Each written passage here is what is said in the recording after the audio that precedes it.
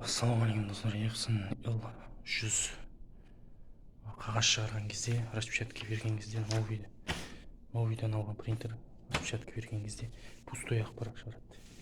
Краскілер полный, 4 краскілер полный тұр. Неден? Біз оның причинасын таптық. Причина картриджге үшін краска келмей тұр. Біз бұнаны екі пунктты ашып, картрижді жеке-жеке алып, спрейшпен красканы тартып толтыратын боламыз.